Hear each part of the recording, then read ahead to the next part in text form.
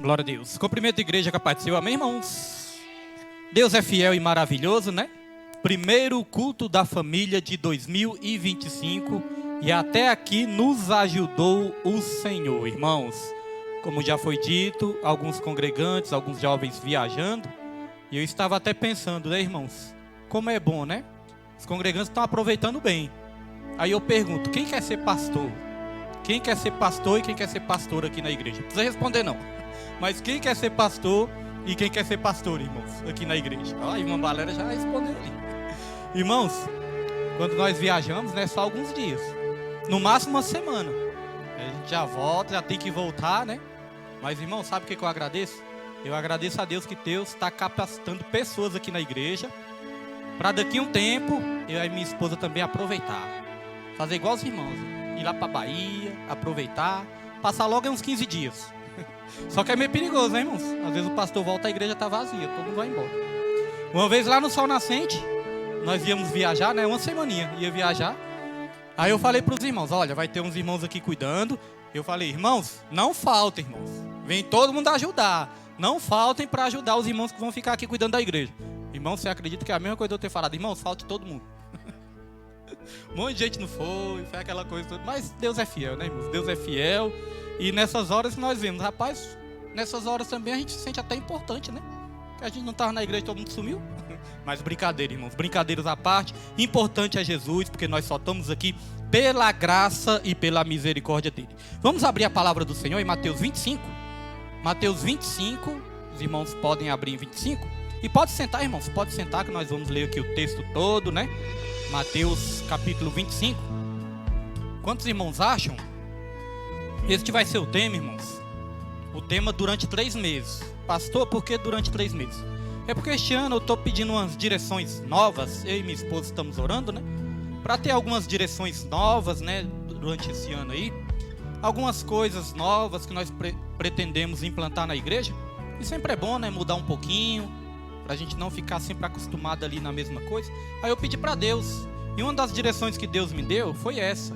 De fazer propósito trimestrais, ou seja, de 3 em 3 meses.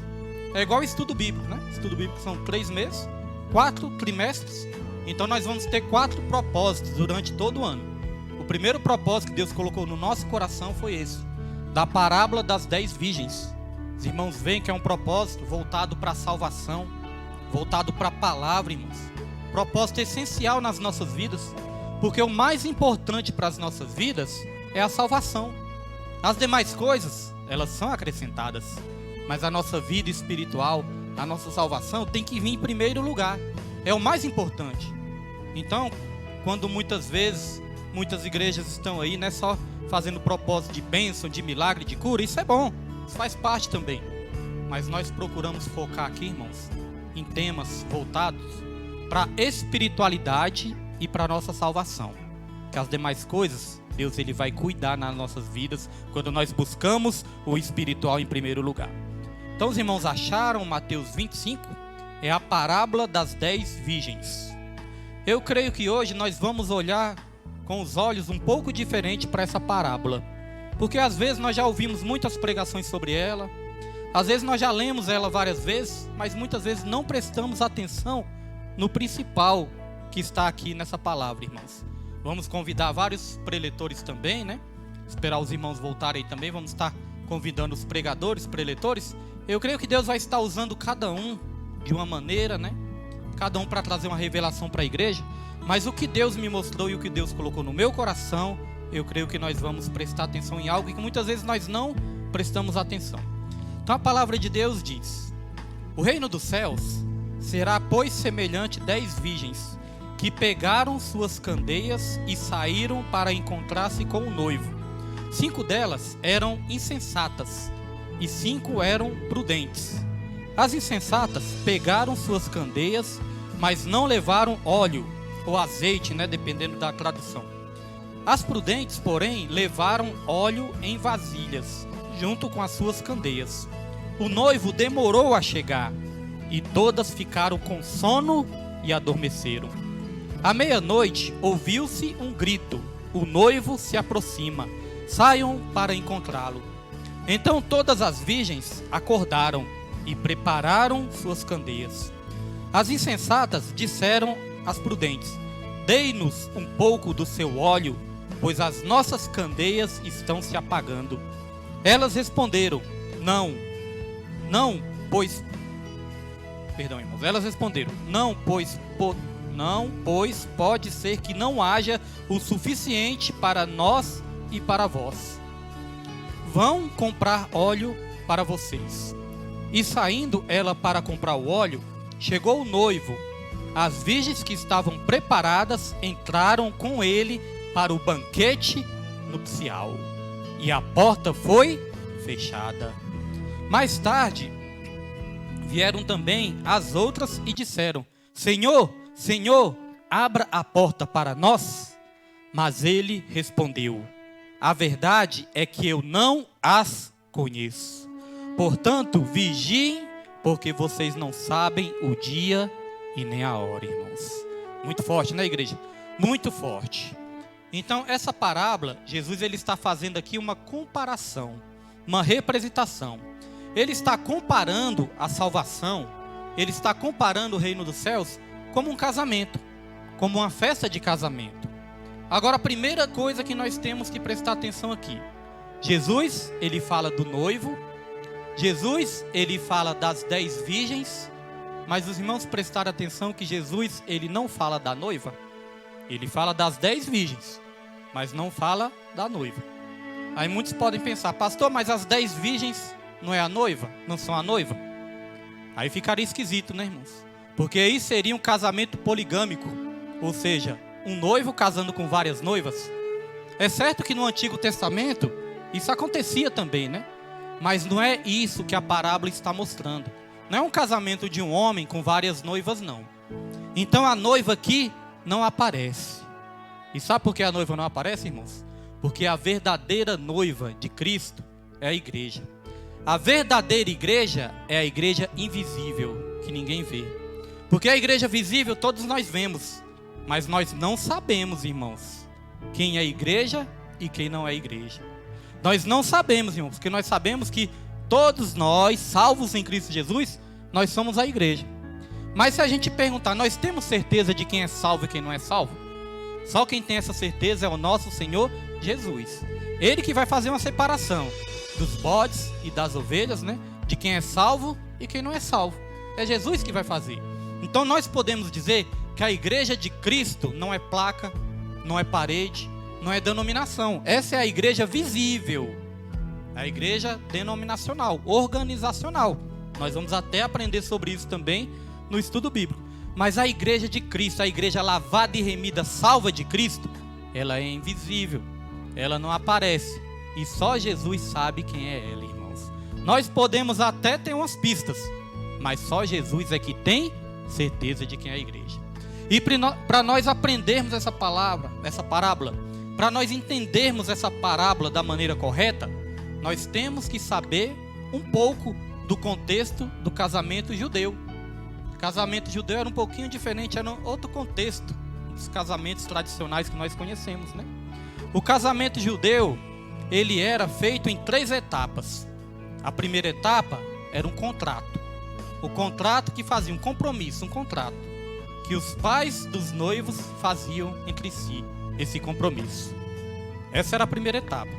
Eu quero dizer, irmãos, que a primeira etapa do casamento do noivo com a noiva, da nossa salvação também, essa primeira etapa já foi realizada, que é o contrato. O contrato é a palavra de Deus. O contrato é a garantia de Deus, o pai do noivo, que é o nosso Senhor Jesus Cristo. É a garantia de Deus que vai existir as bodas do Cordeiro.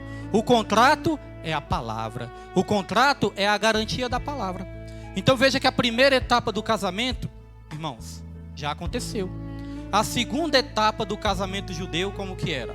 A segunda etapa era o noivado. E o noivado caracterizava uma coisa interessante. O noivo, ele dava presentes para a noiva. Irmãos, a segunda etapa desse casamento, eu quero dizer que já aconteceu também. Sabe por quê? Porque o noivo já deu presentes para a noiva. Deus, Jesus, ele já nos deu o quê? Dons. Ele deu dons para a igreja. Ele já está noivado com a igreja. Pastor, quer dizer que só falta uma etapa desse casamento? Só falta uma etapa, irmãos. Já teve o noivado, agora só falta uma etapa, que é as bodas do Cordeiro. É o casamento em si e a festa. As bodas do Cordeiro, que a palavra de Deus fala. Então vejam, irmãos, que está cada vez mais próximo, né? 2 etapas já foram, só falta uma. É por isso que essa parábola nos ensina, irmãos, que ninguém sabe o dia e nem a hora, mas nós temos que estar preparados para a vinda do noivo. Esse é o contexto. E no contexto do casamento judeu também, tem uma coisa interessante. Que no contexto do casamento, irmãos, quando ia se realizar a festa de casamento, a noiva, ela vinha num cortejo. Várias pessoas vinham seguindo a noiva, ali se cantava, tocavam-se música, se alegravam, várias pessoas vinham acompanhando a noiva. E o noivo?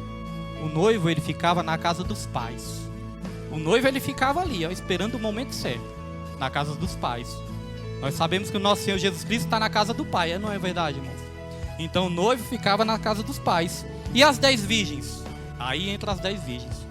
As 10 virgens, irmãos, nós temos que entender que as 10 virgens não é a noiva. Porque muitas vezes nós podemos confundir. Como eu falei, nós vamos trazer aqui vários preletores. Pode ser que esteja até pregadores aqui depois, pregando que as 10 virgens é a noiva. Que as 10 virgens é a igreja. Agora nós temos que entender uma coisa interessante. No Antigo Testamento, irmãos, a noiva de Deus, quem era? A nação de Israel. No Antigo Testamento também fala de um casamento de Deus com a nação de Israel. Em várias passagens você vai ver Deus falando da sua noiva, que está ataviada, que está bonita, mas é a nação de Israel. No Novo Testamento, aí nós aprendemos que a igreja é a noiva de Cristo. Lá em Efésios capítulo 5, versículo 22, 23, 24 em diante ali, vai falar sobre isso, né? Fala que assim como o esposo é cabeça da esposa, assim também Cristo é o cabeça da igreja. Assim como a esposa é submissa ao seu marido, assim também a igreja é submissa a Cristo. Então muitos entendem assim, né? A gente entende assim que a igreja, ela é a noiva de Cristo. Agora eu quero dizer, nem todos entendem assim não, irmãos. Tem pessoas que entendem, interpretam diferente. Que a igreja não é a noiva, que a igreja é a convidada. Só que eu não vou entrar nesses detalhes, vou deixar os irmãos curiosos, que aí os irmãos vão pesquisar também, né? Tem vários entendimentos, irmãos. Mas o mais importante não é isso. É importante sim saber do contexto, aprender mais da palavra de Deus.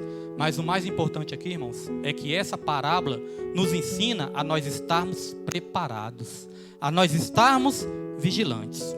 Então as 10 virgens, irmãos, as 10 virgens eram amigas da noiva, que levavam ali uma lamparina, que levavam um candeeiro.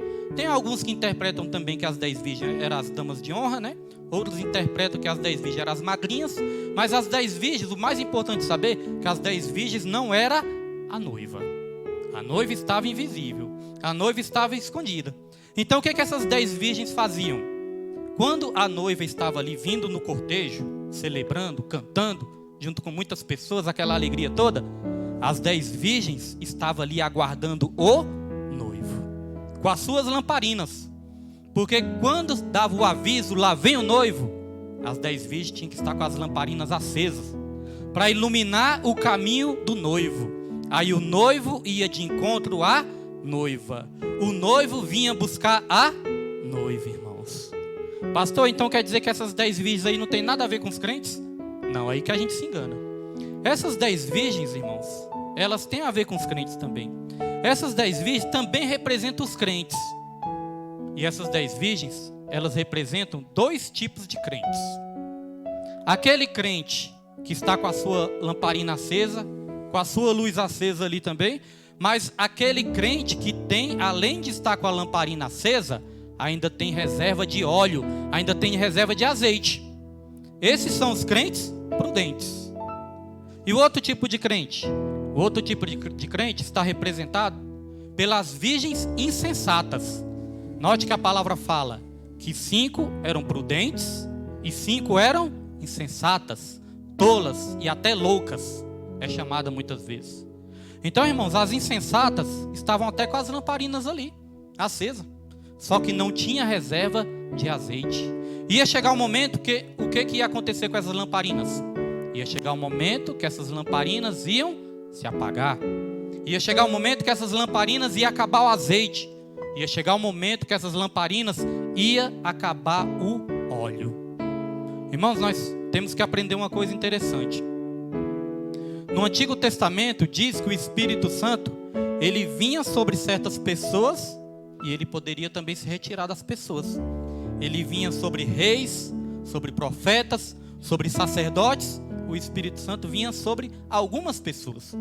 Da mesma maneira que ele vinha, ele poderia se retirar também. No Novo Testamento é um pouco diferente. A palavra de Deus fala que o Espírito de Deus, o Consolador, ele estaria conosco e ele jamais nos abandonaria. Ele estaria conosco para todo sempre. Mas tem um detalhe interessante, porque a Bíblia interpreta a própria Bíblia. Nós não podemos pegar só um trecho da Bíblia aqui e achar que já está tudo certo. Não. A Bíblia interpreta a própria Bíblia. A mesma Bíblia que diz que o Espírito Santo jamais deixa o crente, é a mesma Bíblia que diz que tem como crente, irmãos, apagar o Espírito Santo. Tem como crente extinguir o Espírito Santo. Percebeu que não é o Espírito Santo que nos abandona, mas tem como a gente apagar a chama do Espírito dentro de nós, se nós não buscarmos. Então essas 10 virgens, elas representam 2 tipos de crentes. Aquele crente que é zeloso com a sua vida espiritual, que tem cuidado com a sua vida espiritual, que tem temor, irmãos, de não esfriar a sua vida espiritual, mas também representa aquele crente que leva a sua vida espiritual relaxadamente, que não dá importância para a sua vida espiritual, aquele crente que não busca, porque as virgens prudentes é aquele crente que tem vida com Deus, que busca a presença do Espírito Santo, que busca se encher do Espírito até transbordar, até ter reserva. Esse é o crente prudente. O crente imprudente é aquele crente desleixado, que corre atrás de tudo neste mundo, mas não dá importância à vida espiritual. Não vigia, irmãos. Não tem temor de esfriar espiritualmente e até morrer espiritualmente. Esse é o insensato. Note que todos são crentes. Note que todos vão à igreja. Todos frequentam os cultos. Todos têm oportunidade, louva, prega. Todos são crentes. Mas tem o que busca e tem aquele que não busca. Aquele que não busca, ele também está sendo luz por um certo tempo. Mas vai chegar um momento que essa luz vai diminuir, que essa luz pode se apagar, e se não tiver reserva de azeite, pode ser tarde demais. O mais perigoso que essa parábola fala é que a gente pode se assustar, né? Quando a gente menos assustar, pode ser tarde demais. Eu me lembro quando era criança, né? Aí quando eu aprontava alguma, eu não era muito de aprontar não, até que eu era quieto. Mas de vez em quando eu aprontava alguma, minha mãe chegava para mim assim e falava: William, quando você menos assustar, você vai levar uma surra. E eu ficava sem entender isso. Quando você menos assustar, você vai levar uma surra. Eu falei: quer dizer que se eu assustar, eu vou levar uma peia? Ficava pensando, né, irmão? Aí eu ficava com medo de me assustar, porque se eu me assustasse, eu ia levar uma surra. Só que aí eu só vivia assustado, com medo de me assustar, porque se eu assustasse, eu ia levar uma surra. Então, quando menos se espera, né? Tem esse ditado aí? Quando menos se espera. Então, irmãos, o crente que não busca também, quando ele menos espera, ele pode deixar essa chama do Espírito se apagar também. E aqui nós vamos, irmãos, trazer algumas lições que nós vamos aprender com essa parábola. Não vamos trazer todas as lições, porque Deus vai usar muitas pessoas aqui, né? O tema do domingo não é obrigado os pregadores pregarem sempre nessa passagem, mas eu creio que eles sempre vão estar citando essa passagem, e nós vamos estar o quê? Focados nessa passagem. Porque, irmãos, nós não vamos deixar a nossa lamparina apagar. Então, irmãos, em nome de Jesus Cristo, nós vamos aprender algumas lições. Primeira lição que nós podemos aprender: que mesmo sendo crente, nós podemos perder a salvação. Mesmo sendo crentes, nós podemos ser insensatos. Quando Jesus fala assim, conhecereis a verdade e a verdade vos libertará, nessa mesma passagem Jesus também diz: se pois o Filho vos libertar, verdadeiramente sereis livres. João 8,32 e João 8,36. Sabe para quem Jesus estava falando? Sei, pastor, para o ímpio? Não. Jesus estava falando para os judeus que haviam crido nele. haviam crido nele, mas ainda, irmãos, não tinha sido ali trabalhado pela palavra. Então veja, mesmo estando na igreja, mesmo sendo crente, irmãos, é perigoso a gente deixar a chama se apagar, extinguir o Espírito ou apagar o Espírito Santo dentro de nós. Quem são as virgens insensatas? As virgens insensatas representam aquele crente que não ora, aquele crente que não jejua, aquele crente que não busca a comunhão, aquele crente que não se consagra, aquele crente que não lê a Bíblia, aquele crente que não tem intimidade com Deus. E as virgens prudentes é aquele crente que mesmo com dificuldade, mesmo às vezes estando cansado, mesmo às vezes se sentindo fraco, mesmo às vezes ali estando indisposto, mas é aquele crente que não deixa de orar, é aquele crente que não deixa de ler a Bíblia, é aquele crente que não deixa de se consagrar, que não deixa de ter comunhão com o Senhor e comunhão com a igreja também. Essas são as virgens prudentes, é aquele crente que está sempre buscando uma vida espiritual. Então a primeira lição é essa, irmãos, não basta a gente frequentar a igreja, temos que buscar sempre intimidade, sempre uma comunhão, sempre a nossa vida espiritual tem que estar em primeiro lugar nas nossas vidas. Senão é perigoso chegar um momento, né, que quando a gente menos pensar, o Espírito Santo pode estar apagado. E nós vamos aprender aqui que nós nem percebemos isso. É o mais perigoso ainda, é que nós nem percebemos. Segunda lição, irmãos, por mais que o noivo demore, temos que continuar vigiando. Olha o versículo 13 aqui, ó, de Mateus 25. Diz assim, ó, portanto vigiem, porque vocês não sabem o dia e nem a hora. A Bíblia também fala, olha, se o dono de uma casa soubesse que dia o ladrão viria para roubar essa casa, o que o dono ia fazer? Ia ficar vigiando, não é verdade? O dono ia ficar vigiando. Opa, tal dia esse ladrão vai vir roubar minha casa, vou colocar aqui umas cercas elétricas, vou colocar alarme, câmera, vou colocar uns pitbull aqui na frente, vou ficar vigiando, porque o dia que esse ladrão chegar, eu vou estar vigilante, né, irmãos? Mas o problema, o perigo é que nós não sabemos. Então se o dono da casa soubesse a que hora que o ladrão viria, ele vigiaria. Mas como ele não sabe, quantas vezes, irmãos, nós somos imprudentes também, né? Como nós não sabemos. Até na nossa casa mesmo. Às vezes eu fico observando assim, irmão. Tem dias assim, tem ocasiões que a gente sai, aí a gente pergunta, Suzane tá com a chave? Minha esposa, tá não. Pedro levou a chave? Não, ele esqueceu a chave dele. A gente fica pensando, esse menino vai chegar e vai ficar do lado de fora. Então tem vezes, irmãos, que a gente deixa a porta até destrancada. Mas se a gente soubesse o dia e a hora que o ladrão ia invadir, a gente ia fazer isso? Não ia, né? Ia ficar vigiando, irmãos. Então por que muitas pessoas às vezes param de vigiar? Por que às vezes nós paramos de vigiar? É porque a gente não sabe o dia e nem a hora. E para nós, na verdade, Jesus está demorando a voltar. Porque até na carta de Pedro vai dizer que muitos estão até escarnecendo, né? Ah, essa conversa que Jesus vai voltar aí, isso aí eu ouço há tanto tempo. Desde que meus bisavôs eram vivos, desde que meus avós eram vivos, que eu ouço esses crentes falando isso, que Jesus vai voltar, que Jesus vai voltar, que Jesus está voltando. Deve ser uma viagem muito longa, porque Jesus está voltando e nunca chega. Tem gente que escarnece, irmão, das coisas do Senhor. A Bíblia fala que vai surgir escarnecedores. Eu creio que até nós que somos igreja mesmo, eu creio que o mais certo não é falar Jesus está voltando, porque parece que ele está, né, uma viagem tão longa que nunca chega. Eu creio que o mais certo é falar Jesus vai voltar. Mas é força de expressão, né? Nós acostumamos assim. Então, irmãos, nós temos que vigiar, porque nós não sabemos que dia e que hora que Jesus ele vai voltar. É claro que alguns sinais vão se desencadear. A Bíblia fala de guerras, rumores de guerras. A Bíblia fala de peste, de fome. Mas isso já está acontecendo cada vez mais. Ah, pastor, mais guerra, terremoto, peste. Isso aí sempre existiu. Isso aí sempre existiu no planeta Terra. Tem gente que fala assim também. Só que, irmãos, a Bíblia fala que será como uma mulher grávida. Faz essa representação, né? Será como as dores de parto. As dores de parto, as mulheres entendem mais do que eu, né? Mas pelo que eu estudei também. As dores de parto, irmãos, pelo que eu pesquisei, elas começam o quê?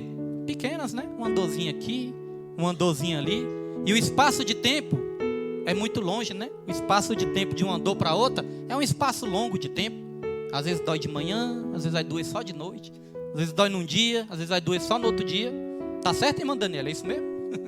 Então, irmãos, é igual a dor de parto. Mas quando está chegando a hora de dar a luz, aí as dores se intensificam e o espaço de tempo diminui.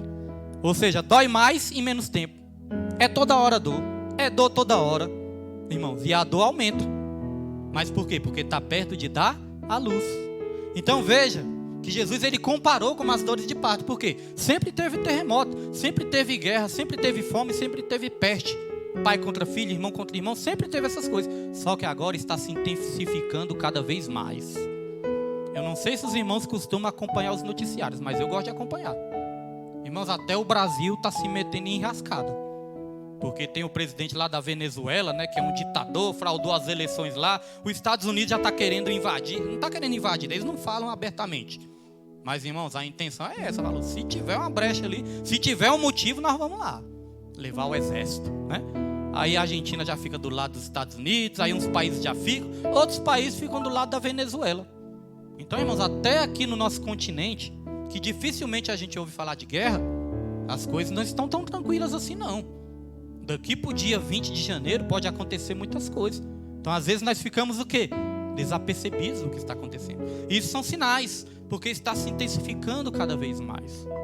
O amor está se esfriando cada vez mais. Às vezes, o ser humano está cada vez mais com o coração endurecido, com o coração petrificado, né, irmãos?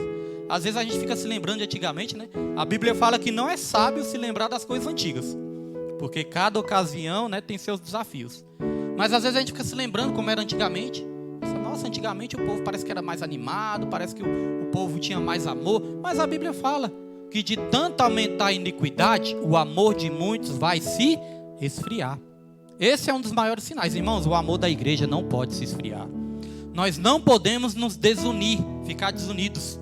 Nós temos que nos unir cada vez mais, amar cada vez mais, nos perdoar cada vez mais, irmãos. Então os sinais estão aí. Então, mesmo Jesus Cristo demorando, mesmo o noivo demorando, nós não podemos ficar desapercebidos, nós temos que continuar vigilantes, irmãos. Por mais que nós achemos que o noivo está demorando. Aquelas 10 virgens, elas acharam que o noivo estava demorando também, tanto que elas caíram no sono. Mas outra coisa que nós podemos aprender também, é que se não levarmos uma vida com Deus, podemos ser pegos de surpresa. Aquilo que eu falei, né, agorinha. Se a gente não levar uma vida com Deus, nós podemos ser pegos de surpresa. Olha só o versículo 8 aqui, o que diz, ó. As insensatas disseram às prudentes: dei-nos um pouco do seu óleo, pois as nossas candeias estão se apagando. Então o que aconteceu aqui? Aconteceu que o noivo estava demorando, aí as 10 virgens caíram no sono. Percebeu que foram as 10 que caíram no sono? Não foram só as 5, não, as 5 insensatas, não. Foram as 10 que caíram no sono, irmãos. Mas aí veio o aviso, né? Lá vem o noivo. Eu creio que esse aviso vai ser a trombeta de Deus. Quando veio o aviso, as prudentes despertaram, mas elas despertaram com a lamparina acesa e com azeite de sobra. Aí as insensatas também despertaram. Só que quando elas despertaram, as lamparinas delas estavam se apagando e não tinha reserva de azeite. Jesus, quando esteve nessa terra, ele falou: eu sou a luz do mundo. Mas quando Jesus estava subindo até o Pai, ele falou: vós sois a luz do mundo. Ou seja, vocês são a luz do mundo. Nós somos a luz, irmãos, e que está iluminando a chegada do noivo. Nós somos a luz. E como está a nossa lamparina? Como está a nossa candeia? Cheia de azeite? Temos reserva de azeite para quando o noivo chegar, a gente não ser pego de surpresa? Ou será que ainda nós estamos desapercebidos? As 10 dormiram. Isso me ensina uma coisa interessante também, irmãos. Por mais que muitas vezes a gente se sinta cansado, porque vamos falar a verdade, a jornada, irmãos, cansa. A jornada é cansativa, né? A gente tem muitas lutas, a gente tem muito trabalho, muitas dificuldades para enfrentar, muitas tribulações, temos que lidar com problemas, temos que lidar com enfermidades, temos que lidar com dores no corpo, porque o nosso corpo, ele está se destruindo, né, se desfazendo, porque a Bíblia fala: ainda que o meu homem exterior se corrompa, o interior, ele tem que se renovar dia após dia. Então o nosso homem exterior está se corrompendo, está se acabando. Então nós temos que lidar com muitas coisas. E às vezes nós nos pegamos o quê? Cansados. Às vezes nos sentimos o quê? Fracos. Mas é na fraqueza que o poder de Deus se aperfeiçoa nas nossas vidas, não é verdade? Então, irmãos, às vezes nós podemos estar até dormindo. A igreja, a noiva, pode até estar dormindo de vez em quando. Mas quando ela despertar, ela tem que despertar, irmãos, com a reserva de azeite. Eu ainda acredito num grande avivamento. Não sei o que é que nós vamos ter que passar. Muitas vezes nós achamos que para ter um grande avivamento, né, as coisas têm que estar tudo bem, tudo tranquilo, 1000 maravilhas. Mas eu creio que é diferente. Eu creio, irmãos, para ter um grande avivamento, nós vamos ter que passar pelo estreito. Para despertar. Porque avivamento também é despertamento. Isso é avivamento. É despertar para a vida espiritual. Fala, opa, eu tenho que me despertar, senão eu fico. Isso é o verdadeiro avivamento. É ser avivado no espírito, irmãos. Então veja só. Se não levarmos uma vida com Deus, podemos ser pegos de surpresa. Pode ser tarde demais. Vou dar aqui 3 exemplos. 2 no Antigo Testamento e 1 no Novo. No Antigo Testamento, a Bíblia fala de Saul. Saul foi um homem escolhido por Deus. Foi ou não foi? Saul foi escolhido por Deus para ser rei de Israel. Mas chegou um momento que Saul ele começou a ficar relaxado. Começou a fazer a obra de Deus de qualquer maneira. Deus mandava fazer uma coisa, ele fazia outra. Deus mandava ele ir para um caminho, ele ia para outro. Deus dava uma direção para ele, ele se apoiava no próprio entendimento dele. Ele achava que ele que sabia das coisas. Chegou um momento que ele começou a desobedecer demais. Quis fazer coisa que Deus não mandava. O que Deus mandava ele não fazia. O que Deus não mandava ele queria fazer. Tem muito crente que é assim, né? Às vezes tem pessoas também que é assim. O que Deus manda não faz, mas o que Deus não manda. Então, irmão, Saul, vai dizer que Saul, chegou um momento que o Espírito Santo já tinha se afastado de Saul e ele não tinha nem percebido. Depois ficou perturbado. Depois ficou atribulado. Ficou endemoniado. Davi tinha até que tocar a harpa ali para os demônios saírem, né? Irmãos, ficou endemoniado. Mas o Espírito Santo, quando deixou ele, ele nem percebeu. Está vendo como é algo perigoso? Está vendo que o Espírito Santo pode ser apagado de nós e a gente nem perceber, achar que está tudo certo ainda? Porque Saul não percebeu na hora. Uma coisa que eu estou tendo experiência esses dias, né? Semanas aí, é sobre essa questão de possessão demoníaca. Até dei o testemunho para os irmãos aqui umas 2 vezes, né? Mas ontem eu estava ali no passeio, né, com meus filhos, com o Jesuíno também foi com a gente ali, né? Aí, irmãos, eu estava num passeio ali, aí o que acontece? Aí eu conversando ali com um casal que eu sempre visito de vez em quando. E esse casal ali contando a história. Aí, esse senhor, que é casado com uma amiga minha, trabalha comigo, né? Esse senhor, ele começou a lhe contar um sonho que ele teve. Um sonho que um cachorro estava ali atacando ele. O cachorro veio para cima dele e começou a atacar ele. Ele ficou desesperado. E quando ele conseguiu espantar um cachorro, já tinha outros ali. E quando ele conseguiu, ele estava conseguindo se livrar, que ele olhou, tinha umas crianças olhando ele pela janela. É um sonho meio tenebroso, né? Aí sabe o que a esposa dele disse? A esposa dele disse que ficou acompanhando quando ele estava sonhando e a fisionomia dele mudou. A esposa dele, olha, a fisionomia dele virou outra fisionomia, não era mais ele não. Ela não quis falar na frente dele, né? Falou, não era mais ele não. Mas depois, no particular ali, ela falou baixinho, falou que aí eu dei o testemunho, né, do rapaz que veio aqui na igreja também. Porque o rapaz, irmãos, ele contou o mesmo sonho. Cachorros que estavam atacando ele. Eu falei, isso aí é espírito ruim, é demônios atacando. É ataques espirituais, ataques demoníacos. E o mesmo sonho eu ouvi ontem de novo também. Um sonho parecido, né? Não o mesmo sonho, mas um sonho parecido. A esposa depois chegou para mim assim. Eu falei, olha, apareceu um rapaz lá na igreja também. Teve um sonho parecido com esse aí também.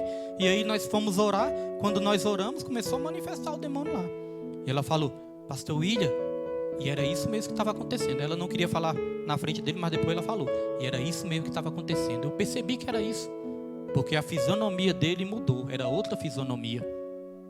E aí, né, irmãos, eu até falei para ela, olha, você está certo, porque eu cheguei na sua casa, eu vi ali as Bíblias ali, continua lendo a Bíblia, ora, interceda, não permita que o demônio entre na sua casa, não permita que o demônio tome o seu marido, né, continue buscando, porque ele, infelizmente, irmãos, ele ainda está no mundão, bebendo, né, a vida cada vez mais vazia. A gente olha no olhar dele, a gente vê aquele olhar vazio. Ontem nós fomos lá, coloquei vários louvores lá. Ele prestava atenção nas letras dos louvores, pediu para mim gravar os louvores, tudo que eu coloquei lá, ele pediu para mim gravar. Falei, isso é Deus fazendo a obra. Jesus também conversou com ele, né? Então, irmãos, veja que o que está acontecendo ultimamente é que as pessoas estão deixando a casa vazia. E quando deixa a casa vazia, vem aquele espírito imundo e chama 7 piores do que ele. E o estado daquela pessoa fica pior do que o estado inicial. Porque em um certo momento a esposa dele pregou para ele, ensinou, orou. Ele chegou até buscar ela na igreja. Deus estava começando a fazer uma obra. Só que eu lhe dei uns conselhos para ele também, né? Falei com ele. Mas tem hora que os conselhos não bastam. E o que vai bastar, né, irmãos? O que vai ajudar é as orações. Temos que continuar orando. Mas veja como é perigoso. Tem pessoas que estão ficando possessas por deixar a casa vazia. Então Saul, quando menos assustou, quando menos percebeu, o Espírito Santo saiu dele e um espírito imundo ocupou um lugar. O lugar daquele espírito. Porque se não for o Espírito Santo, irmãos, que ocupar um lugar dentro de nós, vai ser espíritos imundos. Se não for o Espírito Santo guiando nossa mente, vai ser espíritos imundos. O outro exemplo é o exemplo de Sansão. Sansão também um homem chamado por Deus. Um homem que tinha ali um pacto com Deus, um voto de nazireu com Deus. Não podia cortar o cabelo, não podia beber bebida forte, não podia fazer um monte de coisa. Que ele não podia fazer porque ele era consagrado para Deus. Ele era separado para Deus. Não é que ele não podia, né? Ele até podia.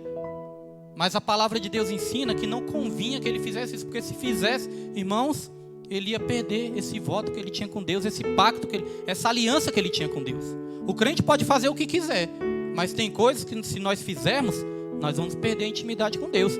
Tudo me é lícito, mas nem tudo me convém. Todas as coisas me são lícitas, mas eu não me deixarei dominar por nenhuma delas. Então, irmãos, Sansão, ele começou a fazer tudo que Deus falava para ele não fazer. Tudo que não podia fazer, ele estava fazendo. Se envolvendo com mulheres estrangeiras.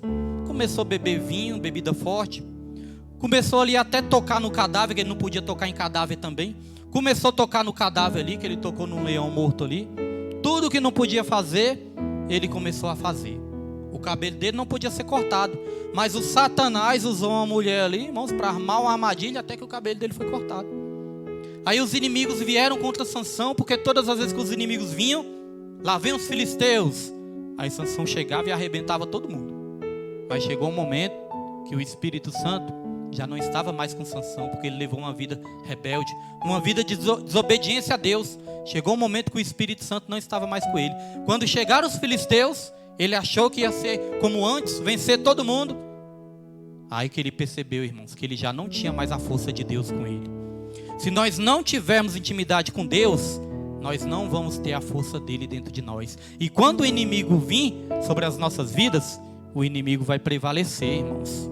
Então todos conhecem a história de Sansão, só quero chamar a atenção para essa parte. Quando ele deu por si, o Espírito Santo já tinha o abandonado. Pastor William, mas isso é no Antigo Testamento, eu quero saber do Novo. No Novo Testamento, a palavra de Deus fala de Judas. Judas era um discípulo de Jesus. Judas, ele era escolhido por Jesus. Ele fazia parte dos apóstolos ali. Ele tinha uma promessa também que ia julgar até as nações, porque Jesus falou que os discípulos julgariam as nações. Mas, irmãos, a Bíblia fala que Judas, ele tinha uma fraqueza. A fraqueza dele era por dinheiro. Diz que de vez em quando ele roubava o dinheiro das ofertas. O dinheiro da bolsa, olha só, que pecado horrível, né? Mas essa era a fraqueza dele. Talvez nossa fraqueza não seja essa, mas pode ser outra. Nossa fraqueza, a de Judas era essa. E uma coisa que nós aprendemos: uma fraqueza que não é tratada, uma brecha que não é fechada, vai virar uma tragédia lá na frente. Nós não podemos brincar com o pecado. Nós não podemos alimentar o pecado, porque lá na frente ele vai virar um monstro e vai nos matar. Muitos podem até falar, mas a queda de Sansão foi Dalila. Não. A queda de Sansão começou lá atrás, quando ele começou a se envolver com mulheres estrangeiras. Como diz no popular, não podia ver um rabo de saia o Sansão. Então a queda dele já era lá atrás. Já era uma fraqueza que ele tinha que não foi tratada. Aí a fraqueza que não foi tratada lá na frente. Então, irmãos, todas as nossas fraquezas, a brecha que nós deixamos nas nossas vidas, tem que ser tratada agora. Tem que ser tratada hoje. Se nós estamos ouvindo essa palavra, é porque Deus está falando, o dia se chama hoje. Então Judas não tratou aquela fraqueza. Chegou lá na frente essa ganância, essa avareza de Judas, porque a Bíblia fala que a avareza também é idolatria. Essa ganância por dinheiro, lá na frente chegou ao ponto de Judas vender até o próprio Senhor. Até Jesus ele trocou por 30 moedas. E uma coisa interessante que a Bíblia fala é que o diabo entrou em Judas. Judas estava ali na mesa. Judas estava participando da ceia do Senhor. E a Bíblia fala que o diabo entrou nele. Está vendo que ele nem percebeu? Ele não percebeu não. Ele nem percebeu e o diabo entrou nele. Já viu o perigo disso? O ser humano pode nem perceber, mas muitas vezes o diabo pode entrar dentro da pessoa, a pessoa nem percebe. A pessoa que acha que está tudo certo. Certa vez quando minha esposa estava ensinando o irmão dela, aí minha esposa falava do inimigo, né? Ah, existe o inimigo que é o diabo. Aí o irmão dela falou assim, eu nunca vi esse inimigo. Cadê esse inimigo que vocês tanto falam que eu nunca vi? Aí eu falei com ele, é claro que você nunca viu. Porque se você visse ele, você saía correndo para a igreja para entregar sua vida para Jesus. Você não vê ele mesmo não. Conversei com ele, né? Falei, você não vê ele mesmo não. Mas todas as vezes que você vai para o boteco beber, você acha que é Deus que te leva para o boteco ou é o inimigo? Você acha que é o Espírito Santo ou é a influência ruim que você recebe para ir para o boteco? Todas as vezes que o marido briga com a mulher, xinga a mulher ou até agride a mulher muitas vezes. Isso é o inimigo ou não é, irmãos? Deus é que não é, né? Todas as vezes que o crente está aí com o coração sujo, todas as vezes que o irmão está aí desviado da igreja, todas as vezes que as pessoas estão aí sem perdoar, rancorosos, isso não é Deus. Isso é o inimigo já influenciando a mente. E se a pessoa não se cuidar, o inimigo pode até possuir aquela pessoa. Então possessões demoníacas podem acontecer, irmãos. Então é levar uma vida espiritual para não sermos pegos de surpresa, assim como aquelas 5 insensatas foram pegas.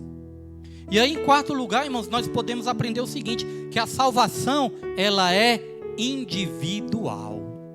Eu não posso ser salvo por você, você não pode ser salvo por mim.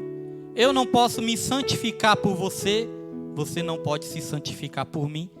Nós podemos caminhar juntos, nós podemos se ajudar, nós podemos orar uns pelos outros, mas a salvação, ela é individual.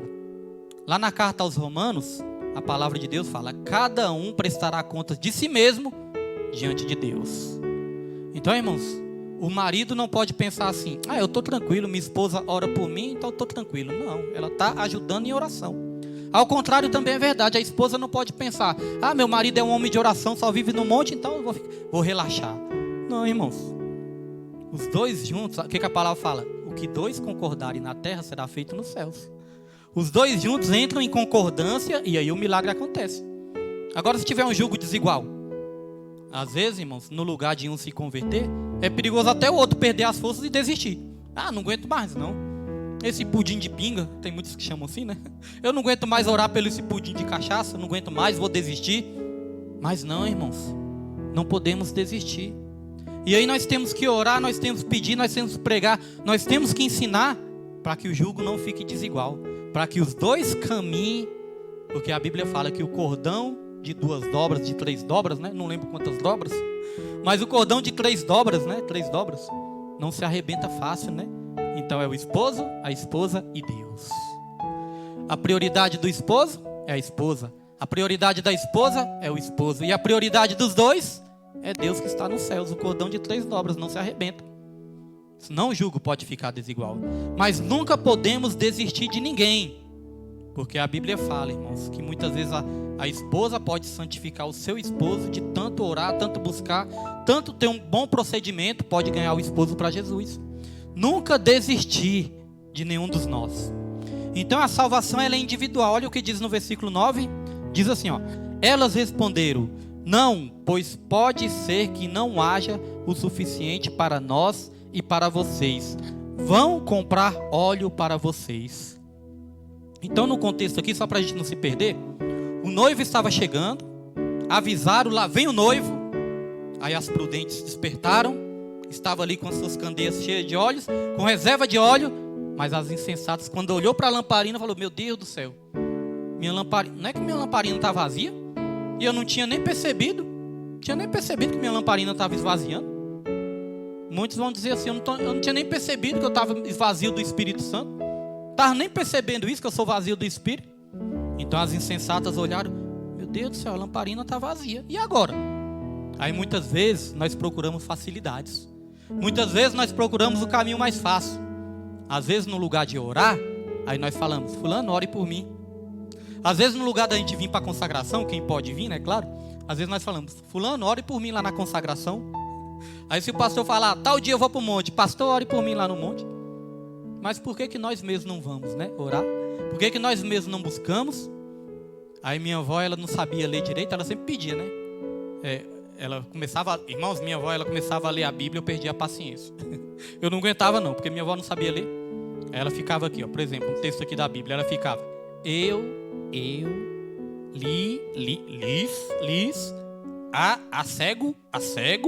asseguro.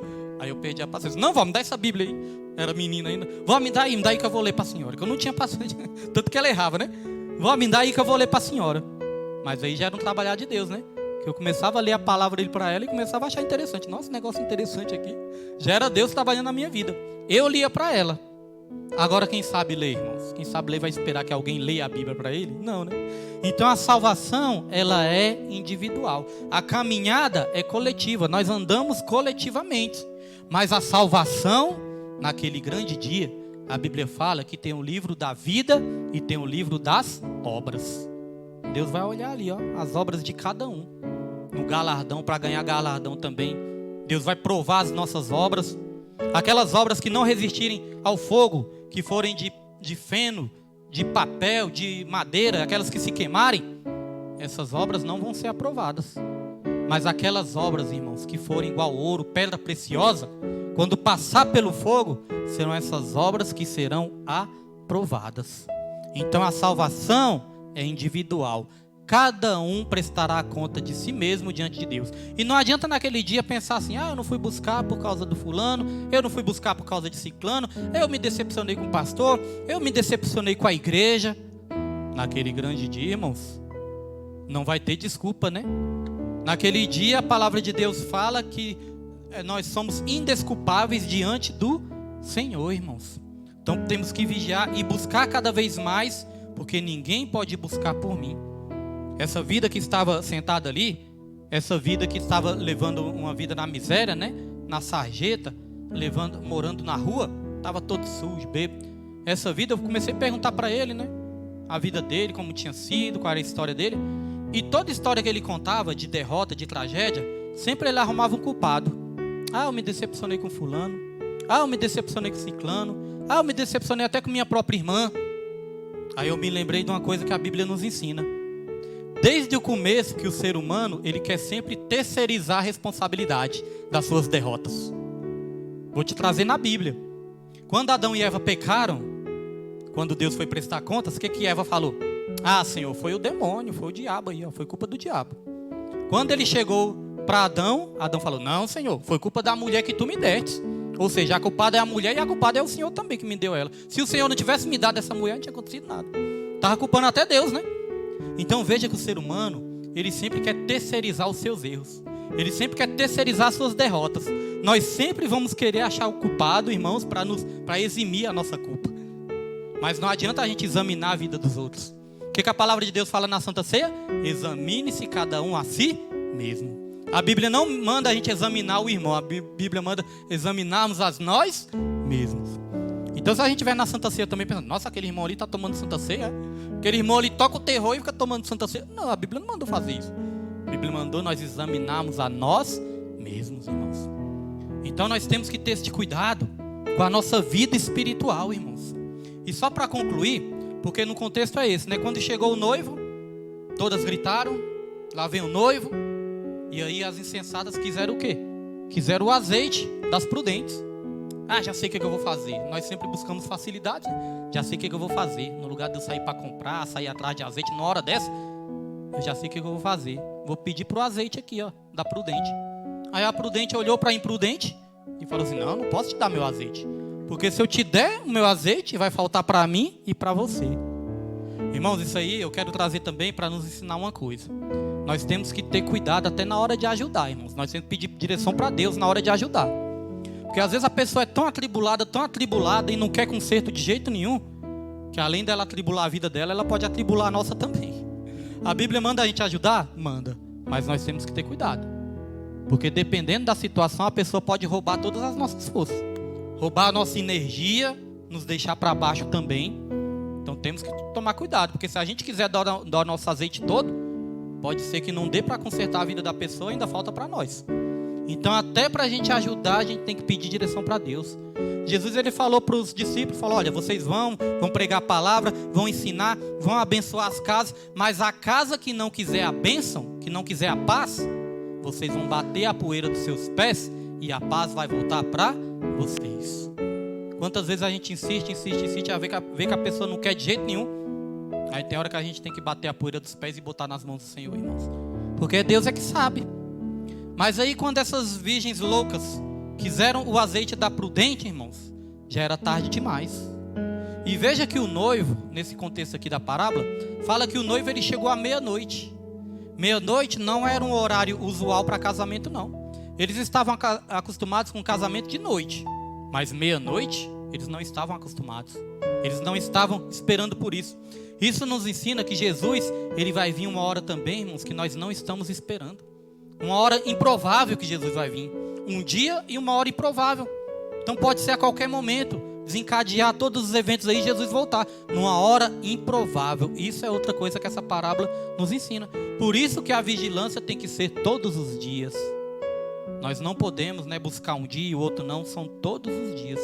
E para concluir, irmãos, nós podemos observar nessa história que o óleo das prudentes não serviram para as insensatas, porque, irmãos, a unção que você busca, a comunhão que você busca e a intimidade que você busca pode até certo momento ajudar os que estão próximos a vocês, mas naquele grande dia só vai servir para você, irmãos. Então nós sabemos que nós vivemos no dia mau. Mesmo que a gente durma, mesmo que a gente canse, mesmo que a gente muitas vezes enfrenta dificuldades, problemas, não podemos deixar a nossa reserva vazia, irmãos. Eu tinha um amigo, para concluir aqui a pregação de hoje, eu tinha um amigo que, quando eu não estava ainda na presença do Senhor, eu tinha um carro e ele tinha outro. Eu tinha um Voyage 89 e ele tinha um golzinho azul, um Gol quadrado. Então, irmãos, nós conseguimos comprar esses carros, quando começamos a trabalhar. E esse meu amigo, ele só via no prego. Era direto, ele dava um jeito de me ligar. Quando ele me ligava assim, tarde da noite, eu já sabia, ei, já deve estar no prego. E várias vezes que eu ia ajudar ele, o que era, irmãos? Falta de combustível. Tinha acabado a gasolina. Certa vez, irmãos, acabou a gasolina naquele Incra, imagina a escuridão, não dava para enxergar nada. E ele me chamou para ajudar ele. O meu carro estava com o farol estragado, só um farol funcionando, uma luzinha lá funcionando. Chegou lá, irmãos, quase que morre, eu e ele. Porque eu cheguei assim, não estava enxergando nem onde ele estava. O tempo de eu atropelar ele, ou de sofrer um acidente, morrer eu e ele. Então tá vendo, irmãos? Muitas vezes a pessoa com o tanque vazio, muitas vezes a pessoa sem a reserva de azeite pode provocar até morte. Então, irmãos, aí desde esse tempo pra cá, que eu nunca mais gostei de andar na reserva. Ele só andava na reserva. Ele mesmo falava, eu não fico botando gasolina, eu só ando na reserva. Volta e meia eu tava numa enrascada aí. Era perigoso dar prego num lugar aí e perder até a vida, Só andava na reserva. Então hoje Deus está falando, não vamos andar, irmãos, só na reserva não. Vamos ter azeite transbordante, transbordando cada vez mais. Não vamos esperar o nosso azeite estar lá no finzinho da reserva não, acabar não. Irmãos, vamos transbordar de azeite. Porque às vezes a pessoa confia, ainda tem um pouquinho aqui, dá para ir até o final. Eu busco a Deus um pouquinho, tá bom. Quando chegar no dia lá vai dar tudo certo. Irmãos, é perigoso a gente ficar também, quando Jesus voltar. Então a lição principal que essa parábola ensina é vigilância e busca com Deus, busca por Deus.